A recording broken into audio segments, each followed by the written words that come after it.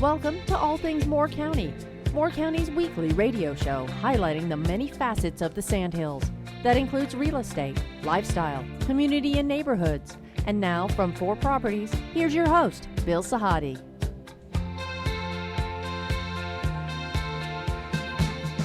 Good morning and welcome to the talk show, All Things Moore County.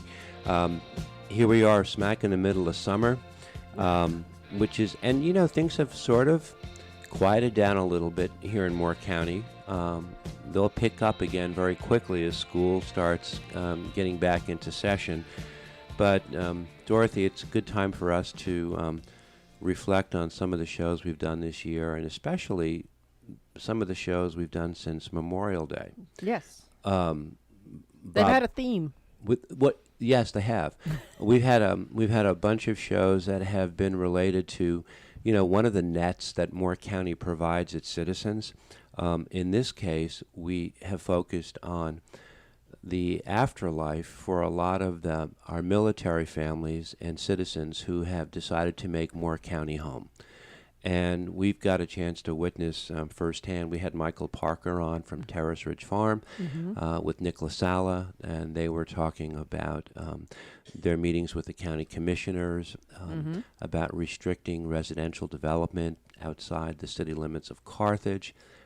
We've had Bob Milligan and Colonel Walter Hevenstein on talking about coaching and working and mentoring with military personnel who are transitionalizing into civilian life. And, in our business, we get a chance to work with clients. We get a lot to learn about them. We get to learn a lot about them. And we learn about the businesses that they're in, which are not our businesses. But I always think it's more interesting to learn about other people's businesses other than your own. And that brings me to introduce my guest, Jarrett Heavenston, who is the CEO of Tough Stump Technologies. Jarrett I've had the privilege to know him now for over a year and a half, and I've had a chance to observe him. He was on a quest as a retired military to purchase some land, and he did, after looking at a lot of different types of properties for Tough Stump Technologies, which we're going to talk about. And one of the things I noticed about Jarrett is his resolve, his commitment, his consistency, his passion. And I like that in people. I like that especially in guests, because when they come and they speak, they come from a point of credibility. And I want you to have an opportunity to talk about, why Moore County. You have a family with 2 children, 15 and 13. And you had a military career that lasted how long? 25 years. And you were based here for most of that time, or no? For the last 12 years, last 12 years I was here in Moore County. I had a little bit of a break. I lived here for about 2 years, from 1998 to 2001. Yeah. And then moved away for a few years, and then came back in 2005, and then finally retired in 2016. Why Moore County? Of course, there's the military assignment that brings you here. And really kept me here. I was very fortunate to be able to stay here for as long as I did. But then when it came time to retire, my wife and I had, we knew that we weren't moving anywhere else. We were going to stay. And because we love it here. The fact that, on any given day, a 30-minute trip can end up being a 2-hour trip, just because you go into, the hardware store and you see somebody and start talking, and then you're at the supermarket. It's incestuous. So the friend network that we have established here is absolutely wonderful, right. and it is home. it is home. Tell me about your experience in the military and how it morphed into what you're doing now as the owner of Tough Stump Technologies, and what Tough Stump Technologies is. What was your experience to get you here? Well, if you would have told me when I was 24 or 25 that I was going to get out of the military and start a business, I would have said that you're absolutely crazy. Okay. I never saw myself to be inclined or even interested in business. I guess for most of my life, my thoughts and aspirations always revolved around the military, and I didn't really think about what I was going to do afterwards. I started off in the Army. I was assigned to 2nd Ranger Battalion in 1991. I joined the Army when I was 17, and I thought that I was only going to do 4 years and then get out, and then I re-enlisted for another 6. Got stationed after I left 2nd Ranger Battalion. I went down to Panama, was a jungle warfare instructor. Came back, came to Fort Bragg the first time in 1998. I did some assignments with USASOC for a couple of years, and just really didn't really like the trajectory of my career and the options that were available to me were going to take me. I just felt as though that I wanted to do something different.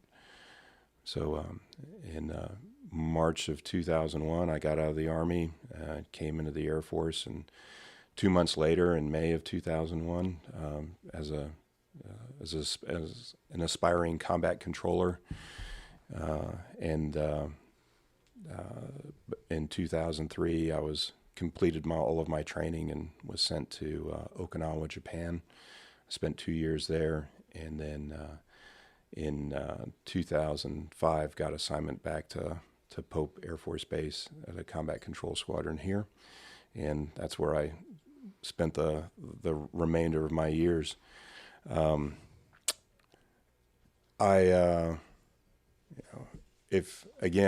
never really thought about starting a business, but towards the twilight of my career, I got exposed to different technologies, specifically laser scanning, in aerial mapping, using small drones to image the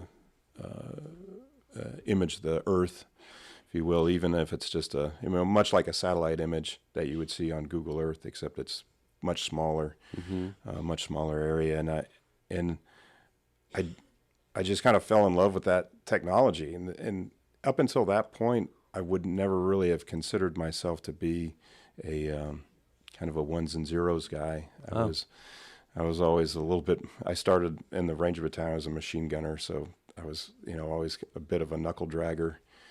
But I really fell in love with it, and I can remember the day that a teammate, my teammate at the time, and also the guy that I started Tough Stump with, we were driving to do some training, and I looked over at him and I said, complete idiots start their own companies and are marginally successful. Right.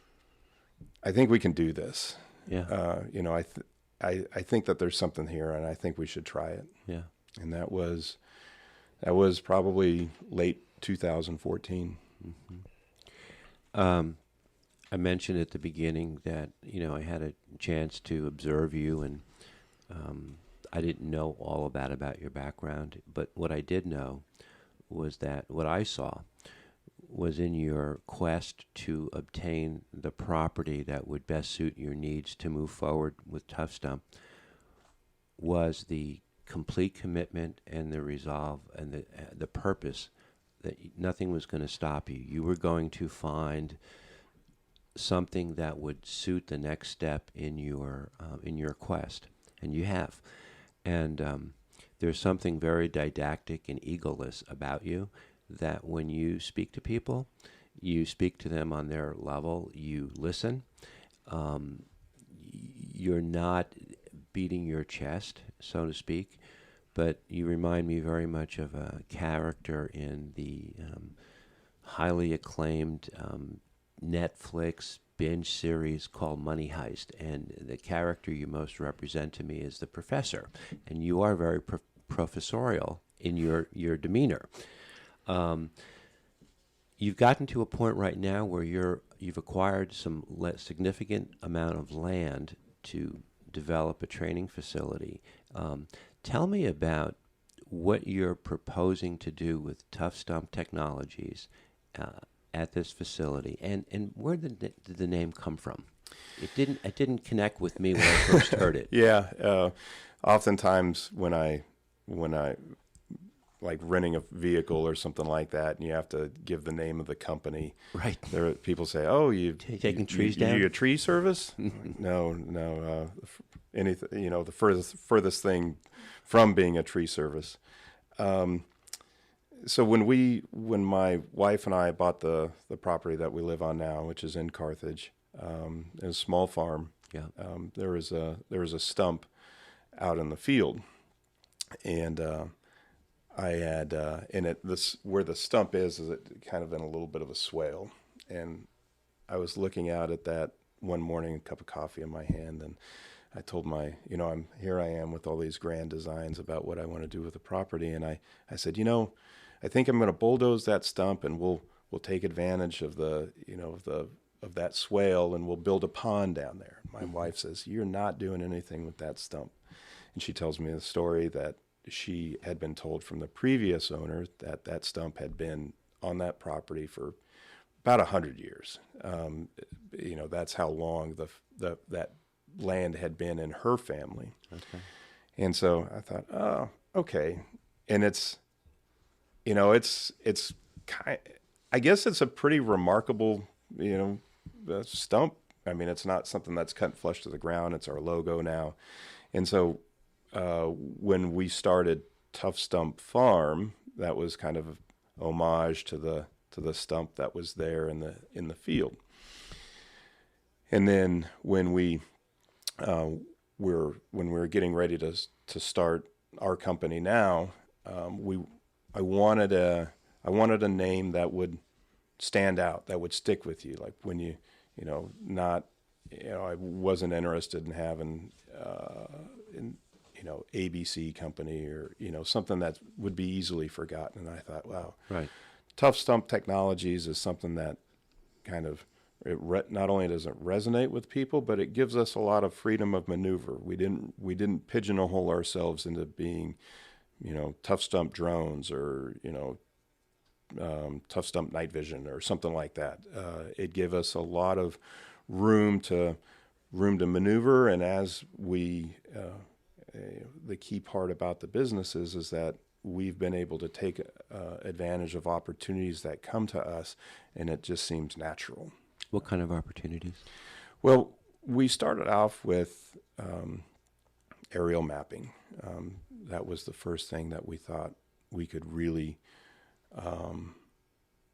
fill a gap. We could really solve a problem there, because for the being in the military, I think that there's this Hollywood really presents the military and the operations that we conduct in a light that says, man, we've got all this intelligence and all this fabulous imagery and full motion video, and everything's just streaming into these iridescent blue rooms out in the middle of Iraq or Syria or Afghanistan, and that's not the case.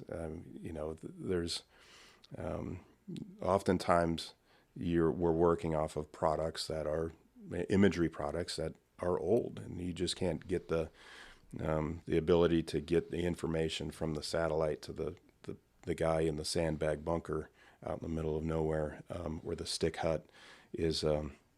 It's just not there. And so we thought, wow, we have a solution for that. And so we came up with what we call Artemis now. Artemis stands for aerial reconnaissance tactical edge mapping and imagery system, and it's kind of a geospatial toolbox that our men and women in uniform can take with them and allows them to create their own high-resolution imagery data in the middle of nowhere without having to be connected to the internet or any other type of data system. Creating this imagery and letting it help them provide for better visuals. To what end? Make better decisions, help them mitigate risk, apportion forces appropriately. We've had use cases. I mean, obviously, there's people that say, "Well, you use it for targeting," and okay, that's one way. But these bases that people build out there, I mean, sometimes there's they just kind of like pop up overnight, and you don't really have a good image of what your base is like in the middle of Africa and what's around you.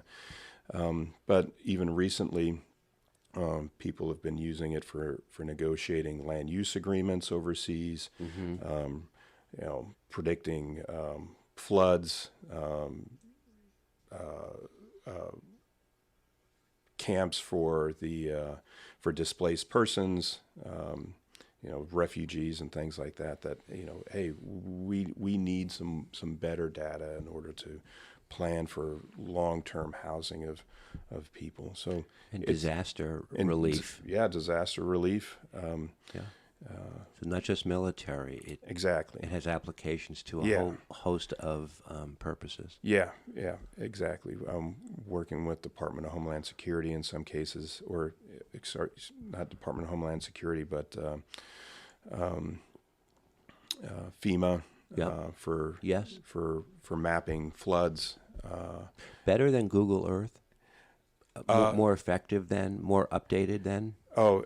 So Google Earth usually gives us, when you look at a picture on Google Earth, it's about 30 centimeters. So let's just say that a pixel on Google Earth is roughly the size of your sign back in the back of the room there. So 30 centimeters, about 10 inches.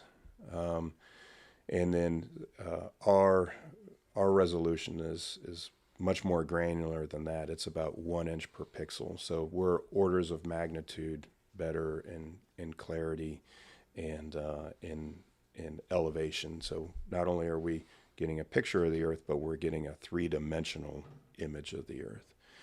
So we started Tough Stump with that aerial mapping in mind, and then we just began to look at the ecosystem and identify other things that were a natural fit for that. So it's been that has allowed us to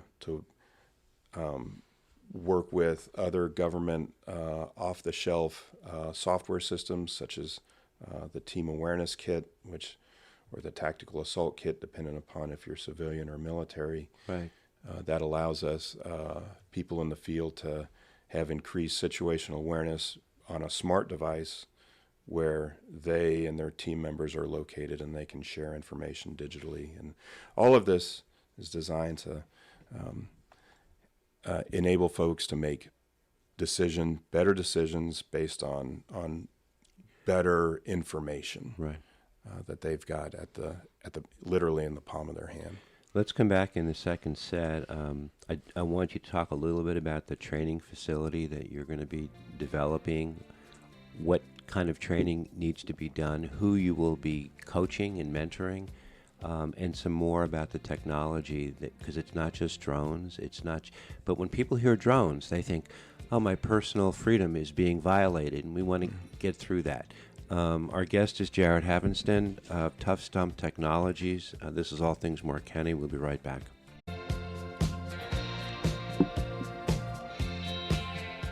Welcome back to our second set of All Things Moore County, talking with Jarrett Heavenston.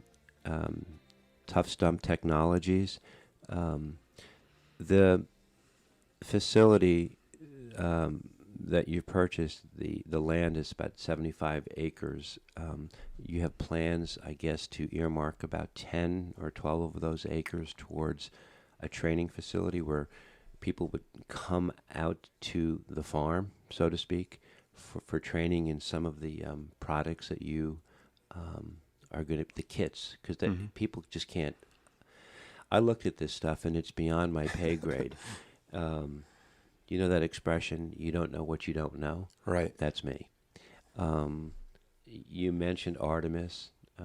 There are other programs that you are working with and packages. Yep. What do you envision at the facility when you're 15, 18 months down the road from now?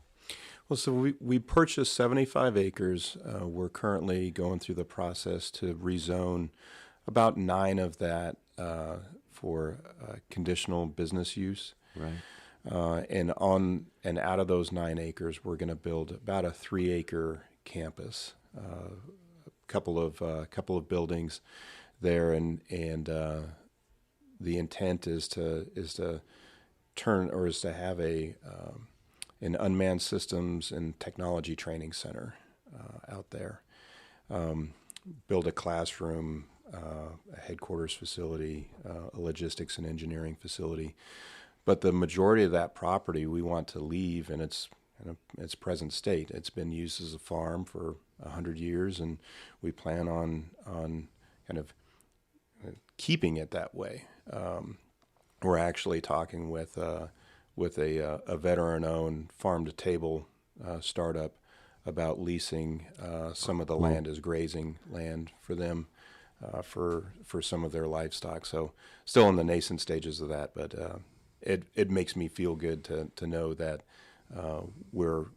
that technology and farming can coexist on the same land, and it's going to be a good mix, I'm sure. There's a lot of talk in Carthage, especially these days, about growth versus non-growth, and the integrity of the land and the property in Carthage is not under assault, but it's certainly being tested with more and more residential developments being proposed. And as Michael and Nick came on and spoke about, there's a resistance to it.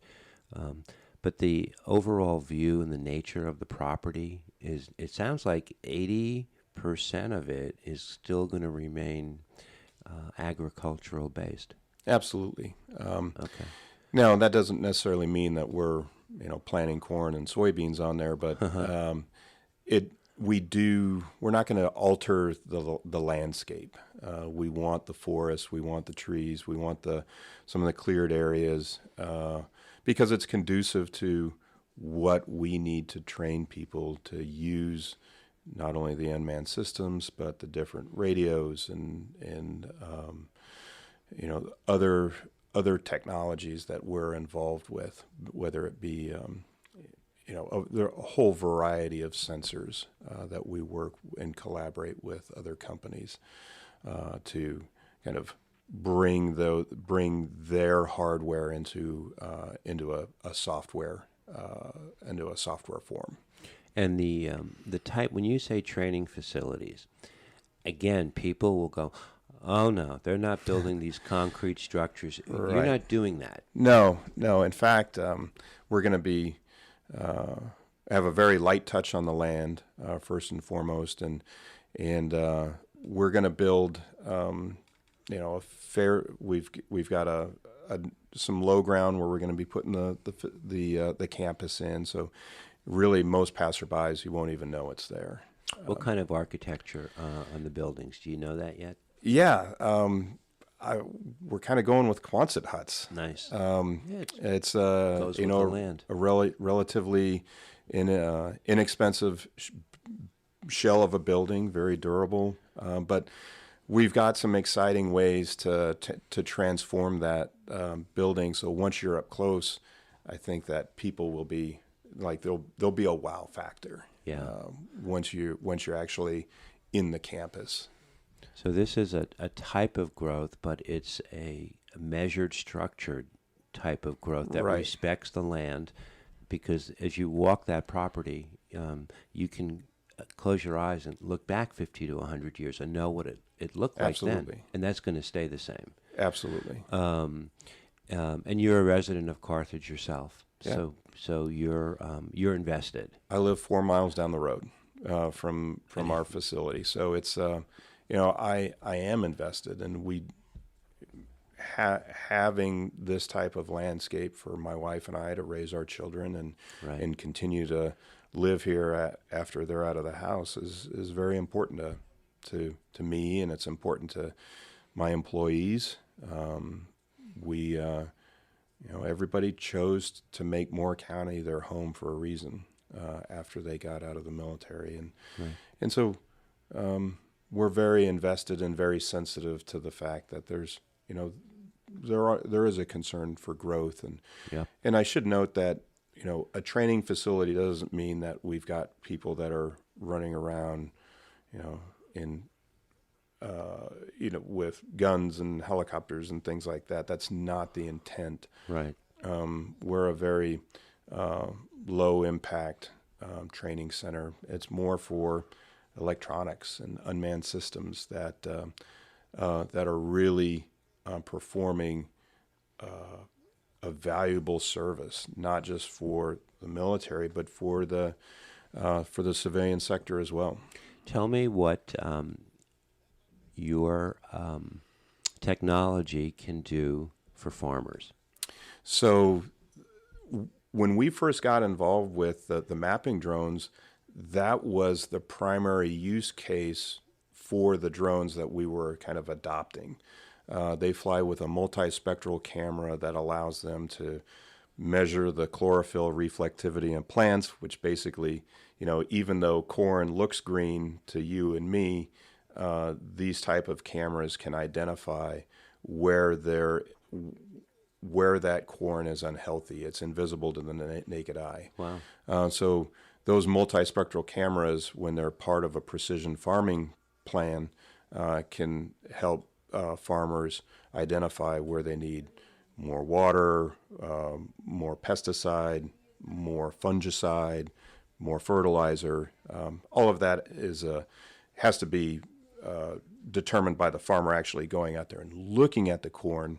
Right. But we can tell them where there are deficiencies. Well, this technology can. I'm not an agronomist, so that's one of the areas that we haven't explored as a company, but the technology has the capabilities of doing that. We titled the show "Own the Terrain." Yes. And that has military application, agricultural, also law enforcement, Yes. disaster relief. There's a multitude of avenues with which your technology can be used. Absolutely. Yeah. I love the term "own the terrain," because there's something empowering about that.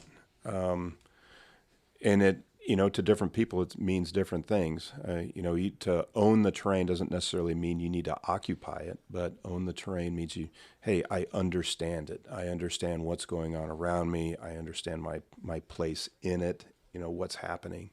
And that's one of the things that at Tough Stump we try and empower our customers with is these, whether it's services, whether it's hardware or training, that allow them to, in their own way, to own the terrain.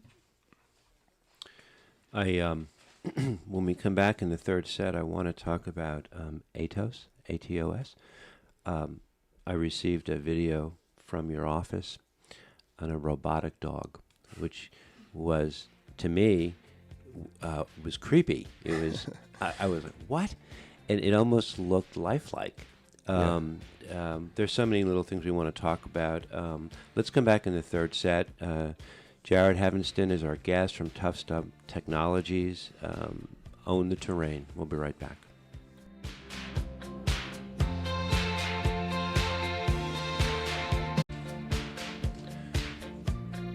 Welcome back to our final set of All Things Moore County. Our conversation with Jarrett Heavenston could go on many more sets, I have a feeling, but we want to cover a couple of things we haven't covered. You mentioned the Artemis tactical mapping system. There are many other systems that you offer. One of them is ATOS, A-T-O-S, and there's a story behind ATOS as well. I'd love you to tell that story. There is. It's a pretty emotional story for me, and I could drag it out about 10 minutes or so, but for brevity's sake, Yeah. ATOS is named after a military working dog that was killed during one of my deployments, and it was a bit of a tragic event for us because that was the second dog that we had lost on that deployment, and to kind of summarize here, he was we were tracking an enemy combatant in some really dense vegetation on Christmas Eve, and In Iraq. In Iraq, yeah, and it was confusing. A lot of the vegetation was very thick. We lost contact with not only people within our team, but also the dog itself. And it ended up that the dog and 4 of my team members were blown up. The dog was killed. 4 of my team members were grievously wounded.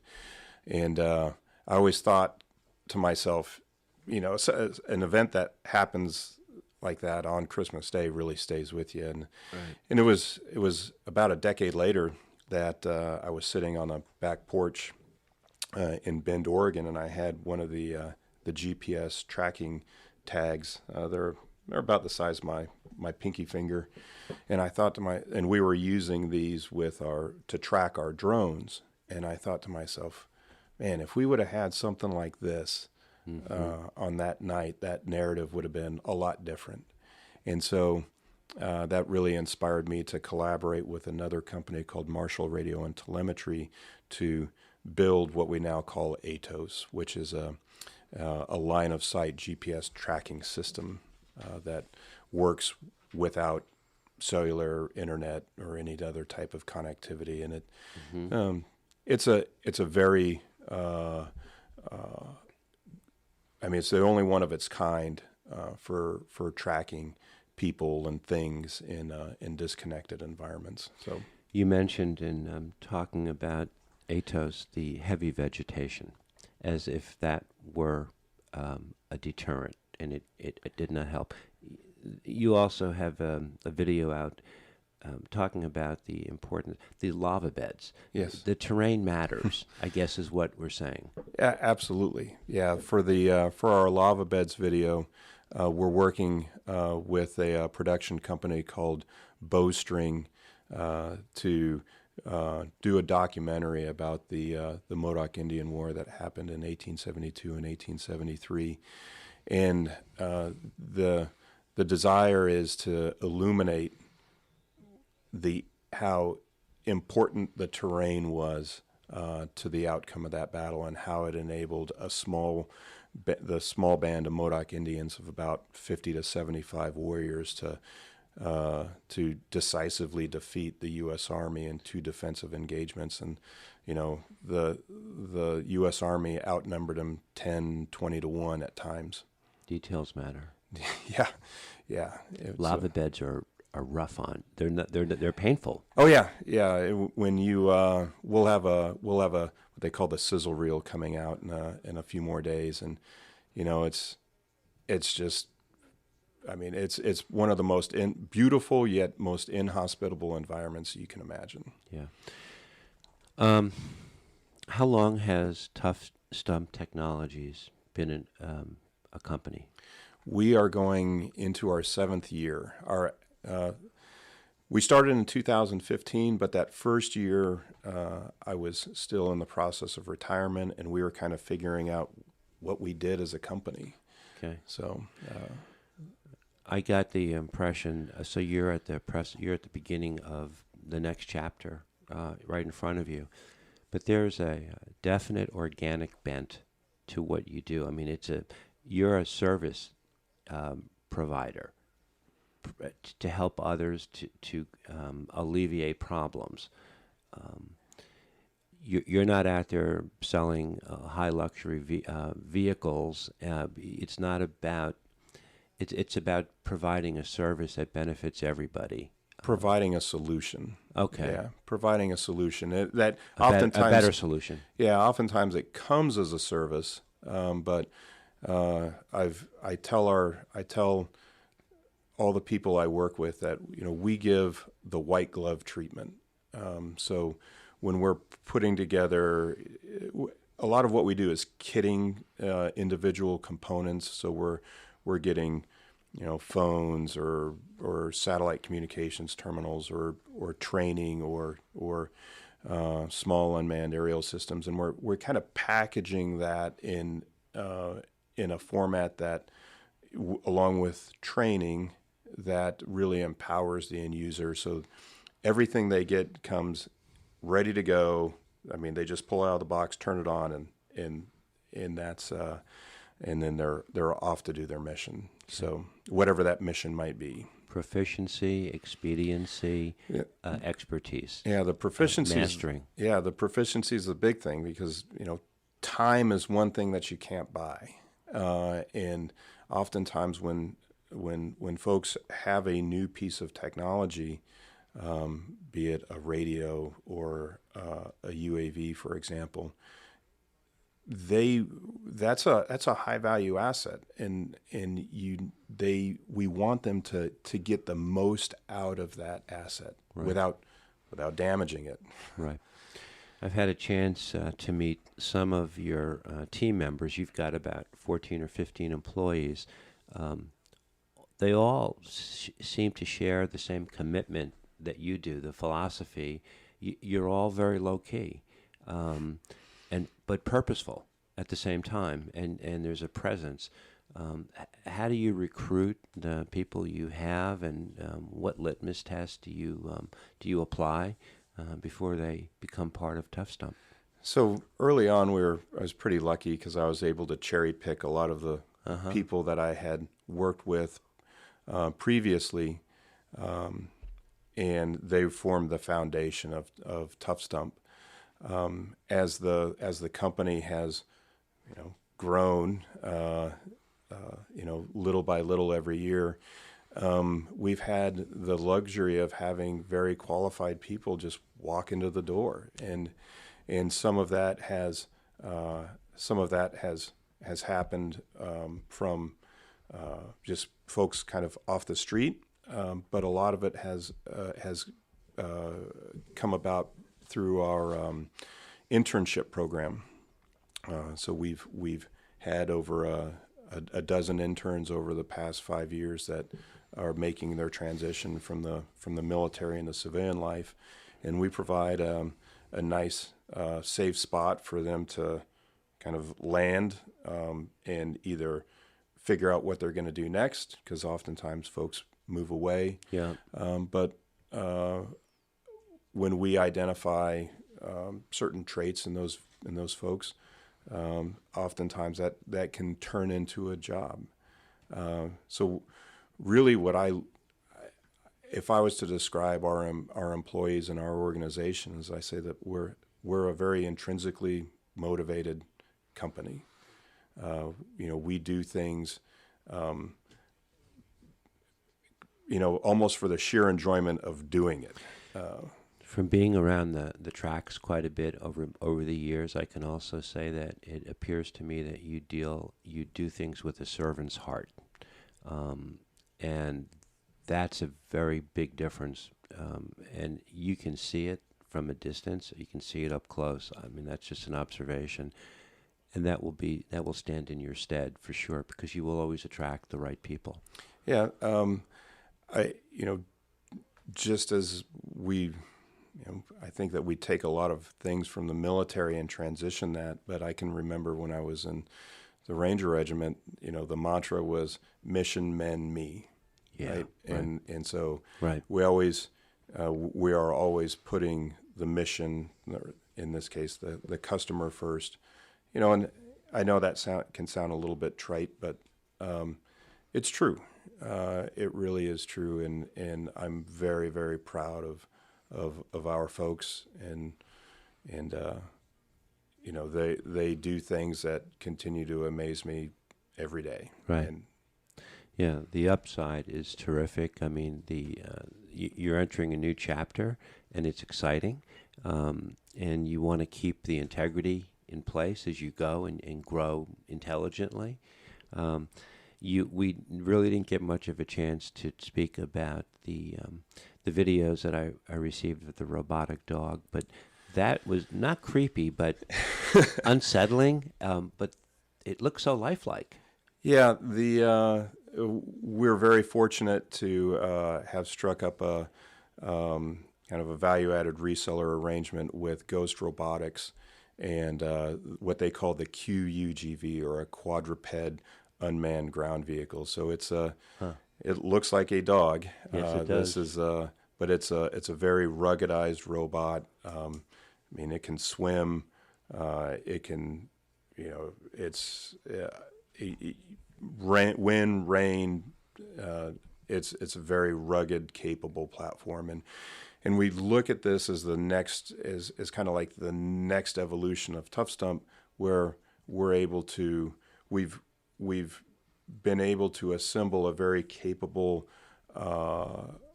team that can work with our partners to put different sensors on the dog, Right. So that we can send it into environments where we would not want to send a person, a Right. very hostile environment. And I'm not necessarily saying that there's people shooting at you, but it could be contamination, it could be radioactive, it could be just foul, right? And you don't want to put a person in there to assess damage, to assess infrastructure. So really excited about the dog and all the possibilities that it brings. Yeah. It's been great to have you on. Looking forward to this. I like people who are committed and purposeful, and you fit that bill 100%. And I wish you all the success with your the new project you have in front of you.